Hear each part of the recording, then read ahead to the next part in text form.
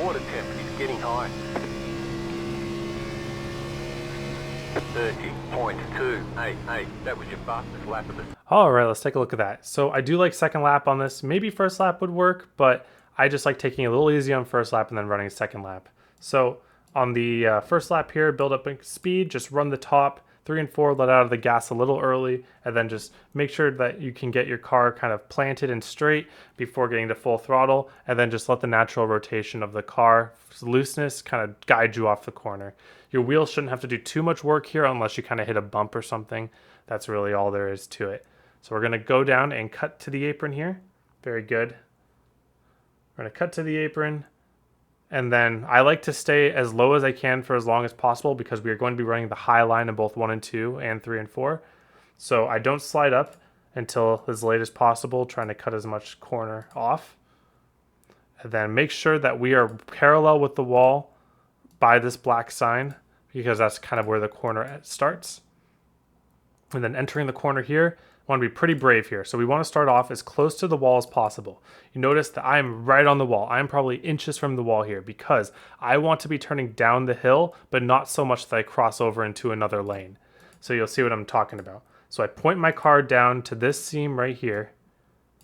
I'm pointed towards it, but I am never going to cross into the second lane. And if I'm able to do that, get this angle, then I only need to blip to about 75%. And then by the time I get to the seam there, I can go full throttle and the car will rotate. And that's pretty much all there is to it. The rest of it is just me kind of surviving the loose condition and carrying momentum. Okay, let's take a look at that one more time. I'm not going to pause it here.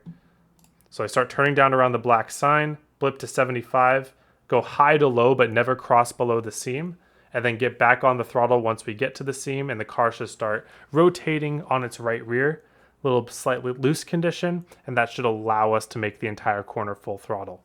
A little bit of finesse, having to keep the rears managed, keep them under you while still being full throttle, but it is very manageable with this setup. 3 and 4, we're going to do the exact same thing. Set up wide, turn down, but the only difference is here, the entrance of turn 3 is just a little bit tighter than 1 and 2. There's a little bit less grip overall with the track. So we're going to have to back down to half throttle and do it a little bit earlier. And just hold that. The car will want to slide up towards this wall. And you got to kind of hold the half throttle and steering wheel until your car starts making the turn back down. And then once you get that motion back down, that's when you pick up the full throttle. Because that means that your weight has shifted back to your right rear, or at least to a balanced condition, and that means that you can full throttle without having to worry about sliding up into the wall. How close you want to get into the wall? As close as you're comfortable getting, but because the corner entry of 3 is tight, this entry where you're off the wall and let the car slide up just a tiny bit is going to be what you want to do instead of backing it way up and try to run right on the wall, as you would it sometimes on certain tracks, but 3 and 4 in Kansas is not one of the places to do that. And then, of course, coming to the checker here, we're just going to cut down to the apron, carve up another 100th of a second or so. All right, cool. Now let's go take a look at the long run. Okay, so I just did a 30-lap run with this set, and I ended up wearing quite a bit of rear tire as opposed to the right front, but this is just comfort with driving the top lane towards the end of the run. I'm pretty sure this set is fit to run the top when you get to the mid and late run, but in the beginning of the run, you really want to run the bottom here. So we'll see, these are like my early lap runs. Gonna be just using pretty much almost a full lift, but get it down to the white line and then just kind of naturally let it slide up. It's gonna be a little bit loose. When it starts getting tight on the bottom is when you want to start balancing that line with running up on top, but running on the bottom is going to be pretty darn good for at least the first 8 to 10 laps. We'll see here that around lap 10 of my run here, I'm going to start going up top. And I actually, that was a bit of an underdrive. I was still trying to figure out like how much you can push the top on these tires. So we can see we'll go couple laps later, or go here. You see, I was doing top of 1 and 2, bottom 3 and 4, and I kept doing bottom 3 and 4 until corner exit just got like way too tight and I was losing way too much momentum. When the lap times on the bottom are like a full tenth slower than up top, it's probably time to move up. But like you can see, I'm experimenting. Like running the bottom here still wasn't that bad compared to running the top.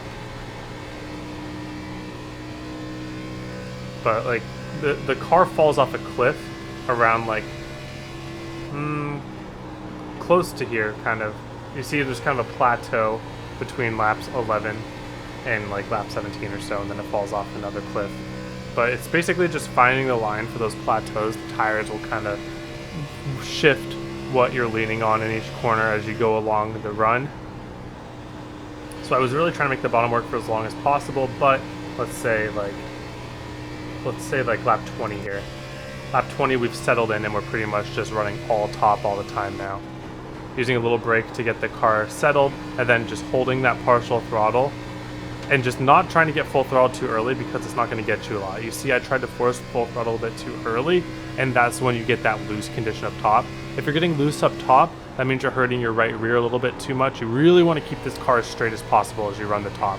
You don't want the right rear hanging out with how this set wears, and that's a good thing. We want the car to be balanced evenly, and if you just don't push the throttle a little bit too much, like I did sometimes here, I was learning, but you can see like this corner, even though I kind of slapped the ball in entry a little bit, you can see that I'm still getting a little bit of slide, and that's going to be bad for the right rear. So I'm kind of going with the flow, trying to learn how to ride these corners. Turn 3, let's look at this real quick. Turn 3, you're going to have to let off really early because the car has a really tight entry. Just how Kansas 3 works, the car will want to be tight on entry. So you want to back off a little bit earlier compared to when you do on 1. Use a little bit of brake to settle the car, and then just go to that partial throttle and just try to keep the car straight. Like that was very good. That was a very good 3 and 4 because I did not hang out the right rear. So like if you saw how I had all those slides up top, that's why I'm getting the right rear wear right here, and that's not what I want. But this is kind of a good teaching moment for you guys too, is that you just ride the top, you just hold that throttle and just don't get greedy. This should be a better example right here. Yeah, you see how I had a lot less tire spin than my previous laps, and that's just me adjusting to this driving line. So just practice this top line after about 10 laps, and just make sure that you're not sliding your right rear on exit, you're not pushing too hard. It's very tempting to, and that's how you're going to get that extra wear on the right rear. But if you're able to manage that, it's going to be really fast on the late run because you're just going to be able to rip the top with really good tires, even tire wear, and it should be really fast on the long run. All right, we'll kind of, I'm going to show the very end too, what it was looking like. Same line at the end, except we've dropped another few tenths. You see there was only about, in the last 13 laps, I only had a few tenths of fall off. So the car really stabilizes after that lap 20-ish mark. So it's just kind of surviving getting to lap 20. All right, thank you all for watching. Hope you have a wonderful day. I hope to see you all on the track.